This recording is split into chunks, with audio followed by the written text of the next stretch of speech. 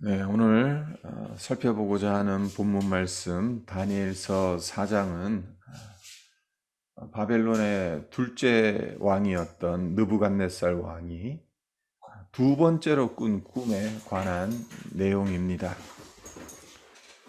그래서 어떤 꿈을 꿨냐 하면요, 하늘에서 내려온 천사가 하늘에 닿아서 땅끝에서도 보일 정도로 큰 나무를 베어버리는 꿈을 느부갓네살 왕이 꾸게 됩니다. 하나님께서 느부갓네살 왕의 이 꿈을 통해서 무엇을 말씀하시려는 것이겠습니까? 한마디로 세상의 주관자는 하나님이시니까 그 앞에서 낮아지라는 겁니다. 그것을 꿈을 통해서 말씀하셨고자 했던 겁니다. 그래서 27절을 보면 그런즉 왕이여 내가 아뢰는 것을 받으시고 공의를 행함으로 죄를 사하여 가난한 자를 긍휼히 여김으로 죄악을 사하소서. 그리하시면 왕의 평안함이 혹시 장구하리이다 하니라. 다니엘이 느부갓네살 왕의 꿈을 해석해 주면서 결론적으로 이런 말을 했어요. 지금 하나님이 원하시는 것은 공의를 행하는 거다. 그리고 죄를 사고 가난한 자를 긍휼히 여김을 여기는 거다. 그렇게 되면 느부갓네살 왕 당신의 죄악을 하나님께서 사해 주실 거다. 다니엘이 느부갓네살 왕에게 그렇게 말을 했습니다. 느부갓네살 왕 어떤 왕입니까? 많은 나라를 무자비하게 정복한 왕입니다. 무소불위의 권력으로 나라를 다스렸던 왕이에요. 공의를 행하기보단 자기 힘 과시하기에 바빴던 사람입니다. 인자를 베풀 생각은 하지 않고 자기 기분 내키는 대로 사람의 목숨을 쥐락펴락했던 왕이었어요. 가난하고 힘없는 자들을 멸시하고 억압했던 사람이었습니다. 근데 하나님은 그런 그가 그동안 저질렀던 죄악에서 떠나 공의와 인자를 행하기를 바라셨습니다.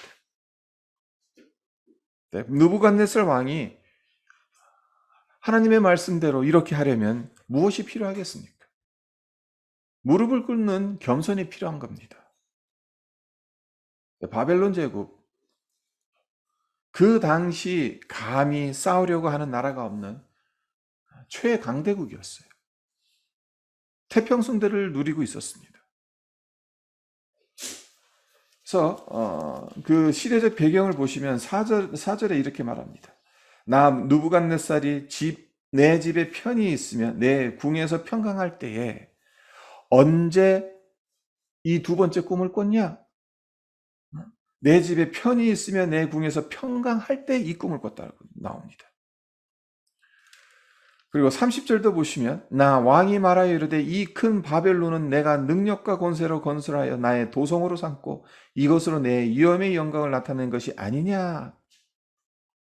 그러니까 이 꿈을 꿨을 때 큰 바벨론을 느부갓네살 그의 능력과 권세로 건설했다는 거예요. 그래서 도성으로 삼았다라는 거예요. 느부갓네살 왕은 정복 군주로뿐만 아니라 건축가로도 역사에 커다란 흔적을 남긴 왕입니다. 그러니까 웅장한 바벨론 도성을 건설했어요. 그리고 세계의 7대 불가사의 중 하나로 알려진 공중 정원을 만든 장본인이기도 합니다. 자, 이러했으니 느부갓네살 왕이 얼마나 교만했겠습니까? 그 교만이 하늘을 찌렀겠죠. 근데 하나님께서 그의 꿈 가운데 계시하셨어요. 17절을 보시면 이는 순찰자들의 명령대로요 거룩한 자들의 말대로이니 지극히 높으신 이가 사람의 날을 다스리시며 자기의 뜻대로 그것을 누구에든지 주시며 또 지극히 천한 자를 그 위에 세우시는 줄을 사람들이 알게 하려 함이라. 이 세상의 진정한 주권자는 여호와 하나님 한 분이라.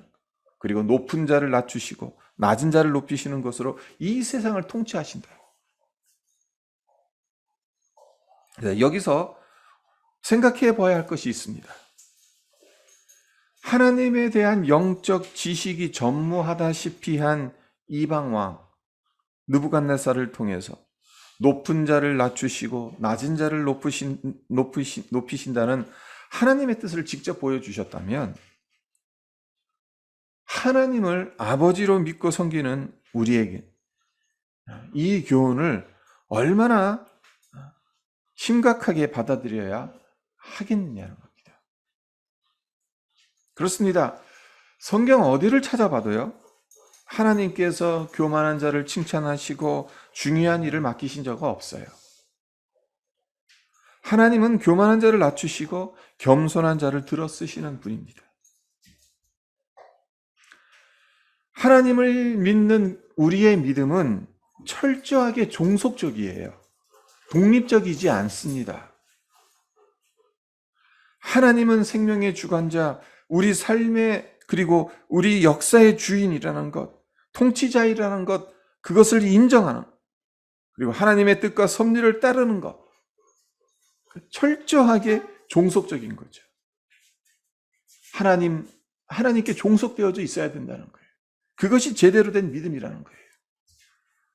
그렇지 않고 내 마음과 삶의 왕자를 내가 여전히 차지하고 있으면서 하나님을 믿는다고 한다면 뭔가 잘못돼도 한참 잘못되었다는 거죠. 우리의 믿음은 종속적입니까? 아니면 독립적입니까? 참 중요한 질문입니다. 하나님의 말씀에 종속되어져 있습니까? 아니면 내 생각, 내 뜻, 그 독립적인 것에 맞춰져 있습니까? 네, 문제가 있지요. 내가 알아서 겸손의 자리로 나아간다는 것이 참으로 힘들다는 겁니다. 하나님께서 회초리를 드셔야 그제서야 정신을 차리고 내 자신을 낮추는 경우가 너무나도 많다라는 겁니다. 느부갓네살 왕을 보세요. 하늘에 닿을 만큼 견고하게 서 있던 큰 나무, 그것은 느부갓네살 왕을 상징하는 거거든요. 근데 그 큰 나무가 배임을 당하는 그의 꿈, 무엇을 의미하는지 다니엘이 해석해 주었단 말이에요. 그래서 23절을 다시 보시면 왕이여 그 해석은 이러하니이다. 곧 지극히 높으신 이가 명령하신 것이 내 주 왕에게 미칠 것이다 라면서 25절로 보면은 왕이 사람에게서 쫓겨나서 들짐승과 함께 살며 소처럼 풀을 먹으며 하늘 이슬에 젖을 것이요 이와 같이 7대를 지날 것이다.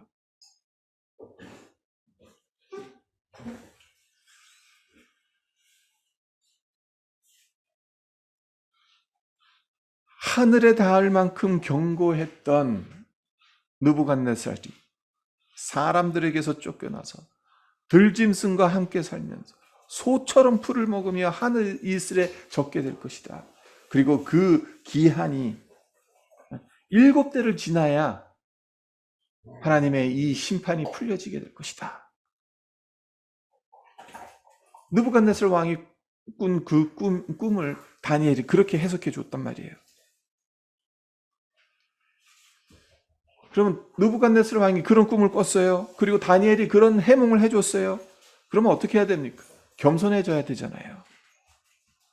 하지만 그러하지 못했어요. 정신을 차리지 못했습니다. 29절과 30절을 보세요. 12달이 지난 후에 내가 바벨론 왕궁 지붕에서 거닐세 나 왕이 말하여 이르되 이 큰 바벨론은 내가 능력과 권세로 건설하여 나의 도성으로 삼고 이것으로 내 위엄의 영광을 나타낸 것이 아니냐 하였더니,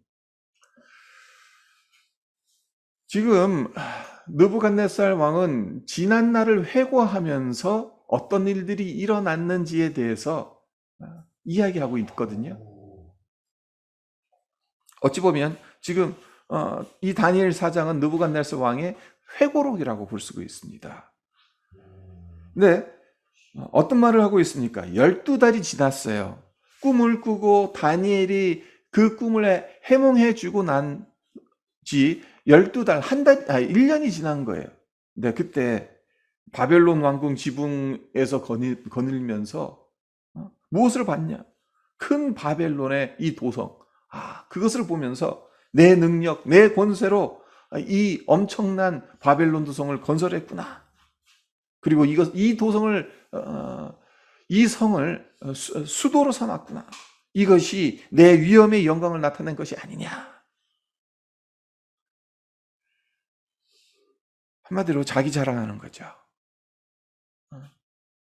내가 한 것이다. 그의 교만함을 말하는 것이지 않습니까? 하늘의 계시를 꿈을 통해 받았습니다. 그것이 무엇을 의미하는지 다니엘에게서 전해 들었어요.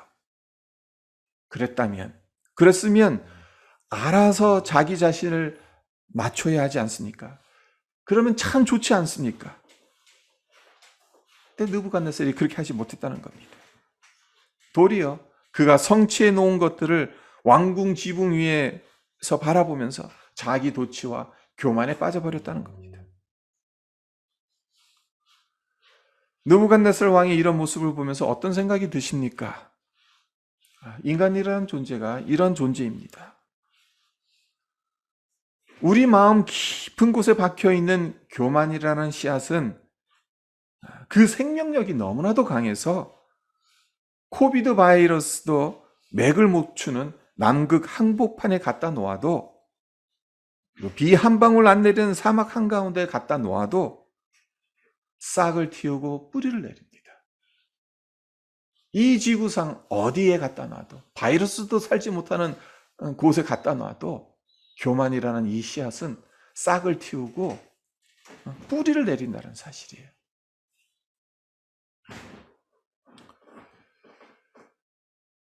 참 우리 모두가 하나님을 믿는 이 믿음의 생활들을 해나갑니다. 근데 어떤 사람들은 신앙생활을 오래 하면 오래 할수록 참 겸손해지고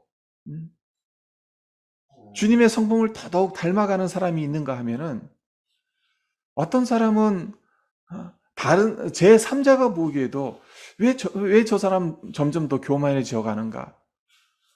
왜 하나님을 믿는다고 하면서도 오히려 더 그 마음은 더 좁아지고 더 단단해져 가는가? 왜 자기밖에 모르는가? 그런 사람들이 있어요. 안타깝죠. 한국교회, 특별히 이민교회에서 직분의 감투를 쓰기 전에는 겸손했던 분들이 감투를 쓰고 나면 180도로 돌변하는 경우를 흔치하게 봅니다. 직분은 더 낮은 곳으로 내려가서 더 많은 사람들을 섬기라고 주신 것인데, 그렇게는 안 하고 교회를 자기 마음대로 좌지우지하자는 그런 경우를 너무나도 많이 보아요. 우리 교회 성도님들은 교만하지 않고 겸손하셔서 제가 참 감사하다는 마음을 가지고 있는데요. 네, 정말 어떤 상황에서든 우리 성도님들 여기서 이제 정착하시고 더 잘 되시고 하나님께서 형통의 길로 열어주시고, 그러할 때도 겸손의 자리를 지키시기를 부탁드립니다. 참 겸손을 지킨다라는 것, 그게 쉬운 일은 아니지만 우리가 신앙의 여정을 걸어가는 가운데 있어서 중요한 덕목으로 삼아야 되는 그 덕목이 바로 겸손이라는 것, 항상 잊지 말아야 합니다. 다니엘서 어떤 책이죠? 우리는 흔히 다니엘서를 예언서와 묵시서로 알고 있습니다.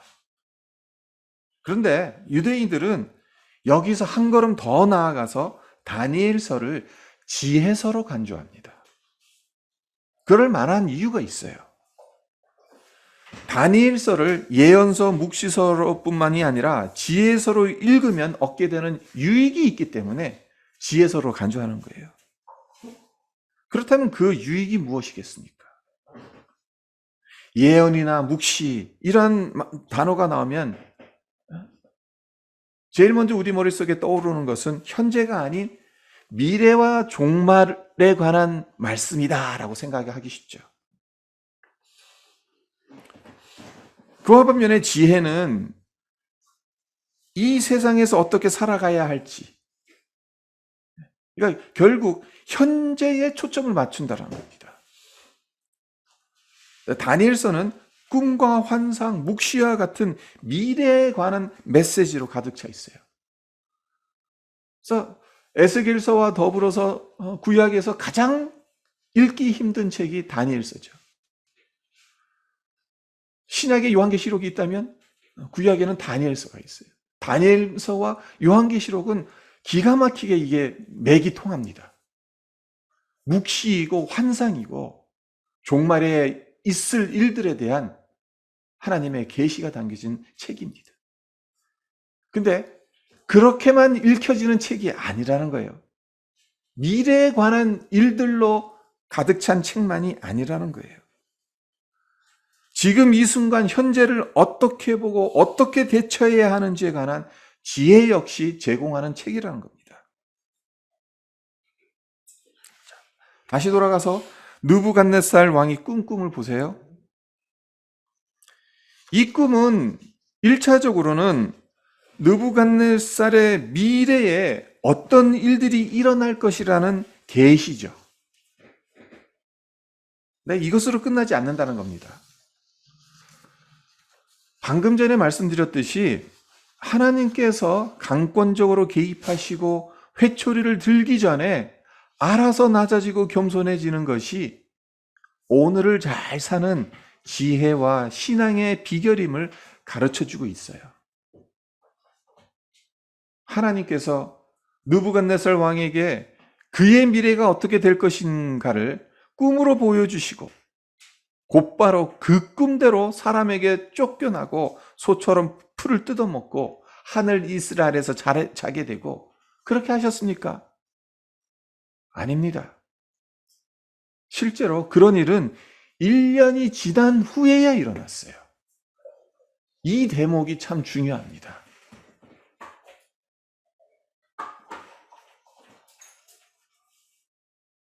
29절 다시 보시면 첫 부분만 보시면 12달이 지난 후에라고. 꿈을 꾸고 나서 다니엘의 이 꿈을 다 해몽해 주고 나서 12달이 지나고 나서야 하나님께서 느부갓네살의 그 꿈에서 계시하신 대로 그대로 이루어지는 것을 우리가 이제 그 뒤를 보시면 알게 돼요. 그래서 32절과 33절을 보시면은 느부갓네살이 고백하잖아요. 회고하잖아요. 정말 그렇게 되었다. 내가 사람들에게서 쫓겨나서 소처럼 풀을 뜯어먹고 하늘 이스라엘에서 잠을 자고 미친 사람처럼 이리저리 방랑하게 되고.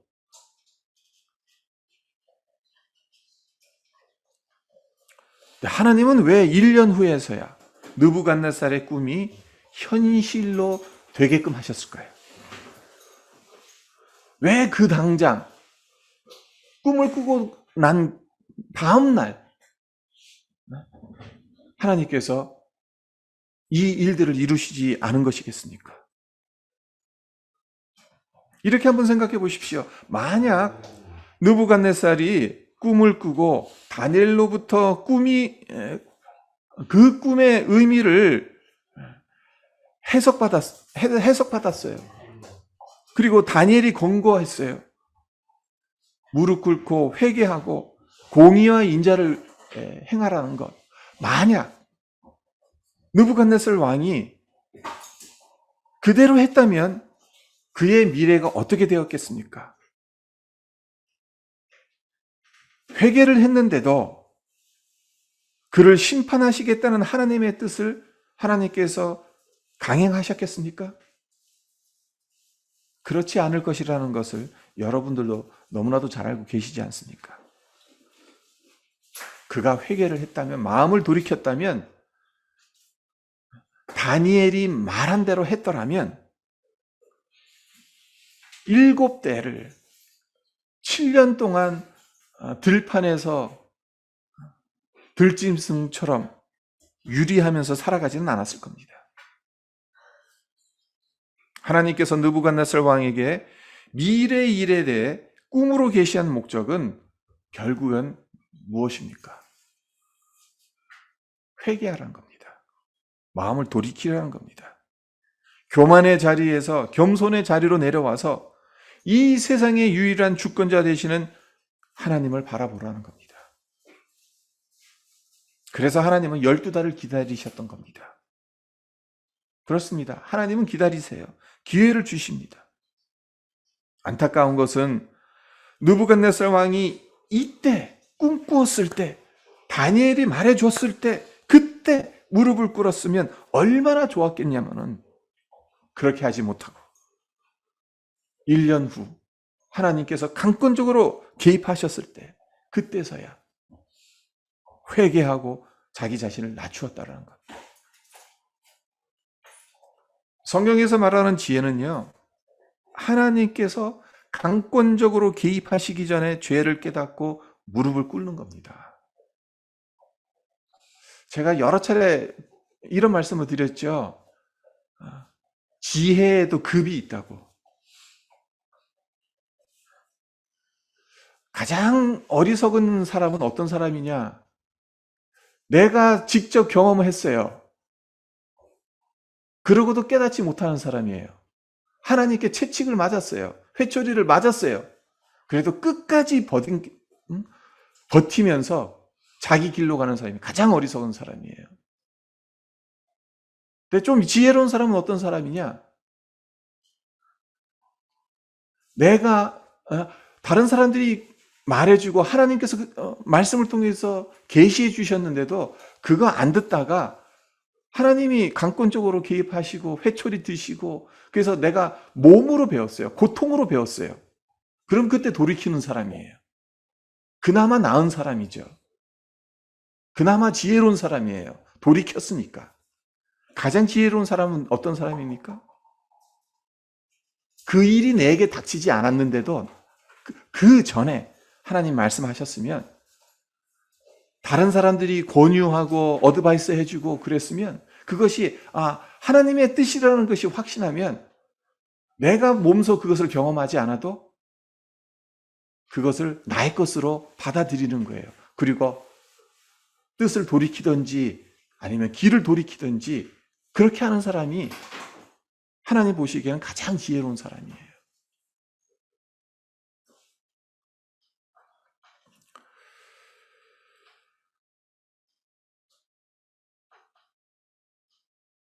하나님께서 기다리실 때, 기회를 주실 때 하나님께 나아가지 못하게 만드는 죄의 장애물, 그런 것들을 제거하라는 것. 그것이 느부갓네살 왕에게 주신 하나님의 말씀이고 우리에게 주시는 말씀이기도 합니다. 아무쪼록 우리 모두는 느부갓네살 왕을 반면교사의 교훈으로 삼았으면 합니다. 그래서 하나님께 매맞고 난 뒤에 겸손의 자리로 나오는 것이 아니라 십자가의 은혜에 힘입어서 늘 겸손의 자리를 지켰으면 합니다. 그렇다면 어떻게 하는 것이 하나님 앞에서 낮아지는 것이고 겸손해지는 것이겠습니까? 어떻게 해야 겸손할 수 있겠습니까? 겸손은 하나님의 말씀대로 하나님이 제시한 방법대로 순종하는 것이고, 교만은 하나님이 제시한 방법이 있는데도 순종하지 않고 내 마음, 내 생각, 내 고집대로 밀어붙이는 것이라고 정의할 수가 있어요. 하나님 앞에 나아갈 땐 하나님 말씀 요구하는 것을 따라야 합니다. 그러한 순종이 결여된 예배, 헌신, 기도, 하나님께서 기쁘게 받지 않으시죠. 문제는 제 자신만 봐도 인간은 참 고집이 세요. 왜 청개구리처럼 반대로 하는지, 토를 달고 일단은 거부하고 그런 나쁜 버릇이 왜 우리 안에 있는지, 이런 고질적인 나쁜 습성들 어떻게 하면 고칠 수 있겠습니까?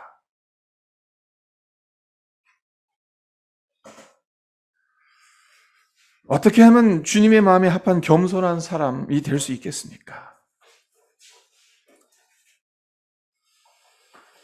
예수님은 우리 보고 낮아지라고 명령하시기 전에 먼저 겸손이 무엇인지를 몸소 보여주셨어요. 이 땅에서 예수님의 뜻대로 살아가시지 않았습니다. 하늘에 계신 성부 하나님의 뜻대로 살아가셨습니다. 그리고 빌립보서 2장 6절과 8절, 6절로 8절에서 사도 바울이 말하고 있는 것처럼 근본 하나님의 본체시나 하나님과 동등됨을 취할 것으로 여기지 아니하셨어요. 십자가에 죽으시기까지 자기를 낮추시고 복종하셨어요. 주님께서 직접 몸소 겸손이 무엇인지를 보여주셨다는 겁니다. 근대 철학가 신학의 큰 족적을 남긴 키에르 케고르가 예수님의 겸손을 이렇게 비유한 적이 있습니다.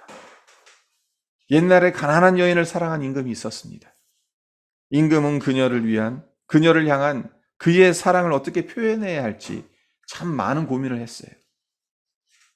임금이라는 권위를 이용해서 두려움이나 힘으로 자기의 사랑에 억지로 응하게 만들 수도 있었어요. 하지만 임금은 그렇게 하지 않았습니다. 이 여자가 정말 있는 그대로 사랑해 주기를 원했어요. 그래서 어떤 결심을 했냐? 평민으로 이 여자를 만나기로 결심합니다. 왕위에서 내려옵니다. 왕의 예복을 벗습니다. 초라한 외투를 입습니다. 신분을 아주 바꿔버립니다. 이 여인에게 결혼을 승낙받기 위해서 왕위에서 내려와서 총부의 삶을 살기 시작했어요. 그렇게 하면 이 여자가 자기를 사랑할 수도 있겠지만 반대로 그의 사랑을 거절하고 쫓아버릴 수도 있다라는 거 잘 알고 있었어요. 이것이 얼마나 큰 모험인지 알고 있었어요. 하지만 임금은 그의 사랑이 거절받을 수 있다라는 사실을 알고 있었음에도 불구하고 모험을 감행합니다. 그러니까 예수님의 겸손을 키에르 케고르는 이렇게 비유를 했어요. 그렇습니다. 예수님은 우리를 향하신 사랑을 보여주시기 위해서 하늘에서 야, 내가 너를 사랑한다. 그렇게 말로만 하시지 않았다는 겁니다. 종의 형체를 가지셔서 말구육간에 태어나셨어요. 가난한 목수의 아들로 성장하셨습니다. 세리와 죄인들의 친구가 되셨어요. 그리고 끝내는 십자가에 달려 죽으시기까지 하셨어요. 우리가 그 사랑을 야멸차게 거절할 수 있다는 것을 아셨는데도 불구하고 우리를 향한 하나님의 사랑을 성취하기 위해 이 세상에서 가장 낮은 자리로 내려오시는 모험을 마다하시지 않으셨습니다. 우리가 겸손해질 수 있는 비결은 여기에 있습니다. 주님께서 지신 그 십자가 앞으로 나아가는 것입니다. 그 주님을 만나는 것입니다. 이 세상에서 가장 낮은 곳까지 내려가신 주님, 흠없고 죄가 전혀 없으시는데도 우리의 죄와 허물 때문에 채찍에 맞으시고 살이 갈기갈기 찢기시고 우리가 못 박혀야 할 저주의 나무에 달리셔서 피 한 방울까지 모두 쏟으신 주님,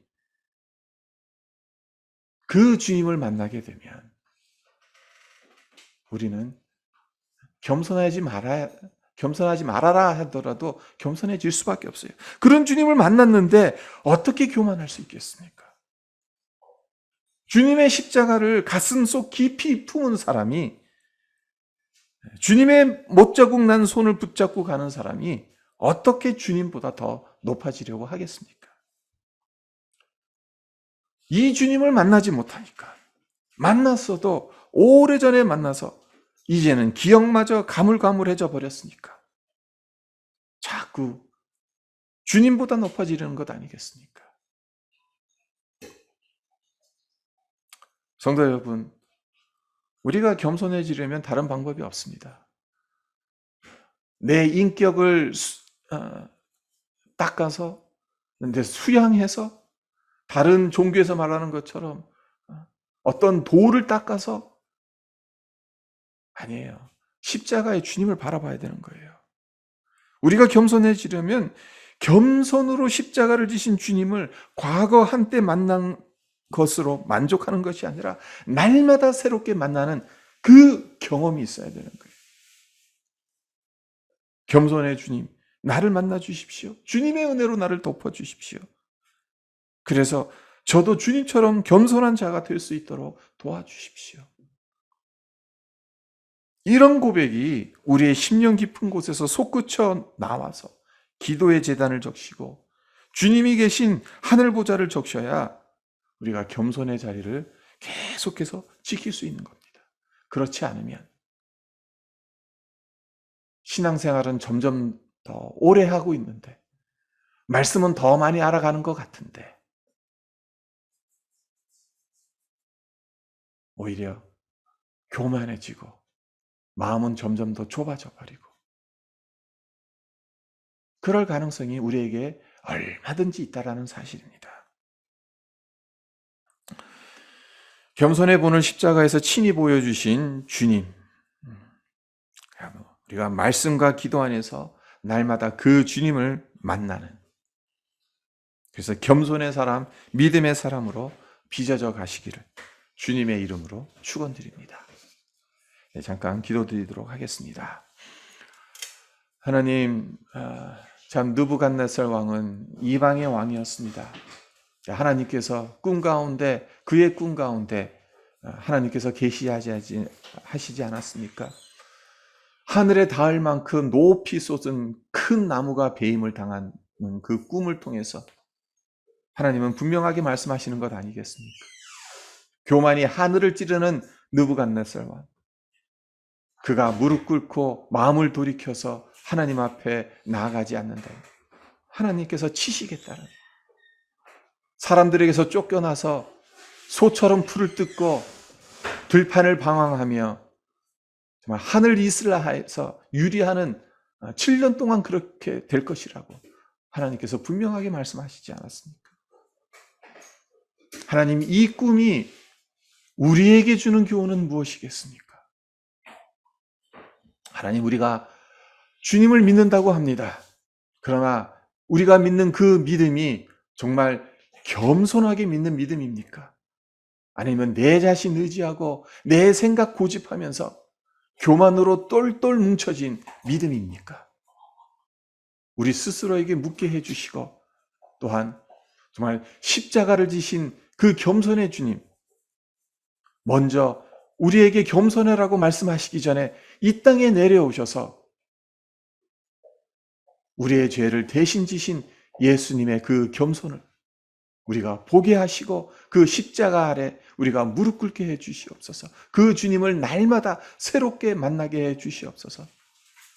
그래서 우리가 걸어가는 이 신앙의 여정이 하나님 앞에서 늘 겸손하게 오직 하나님을 우리의 왕으로, 우리의 주인으로 섬기며 살아감으로 하나님, 정말 교만한 것이 아니라 겸손함으로 하나님과 동행하는 복된 삶을 살아가게 하여 주시옵소서. 감사드리며 예수님의 이름으로 기도합니다. 아멘.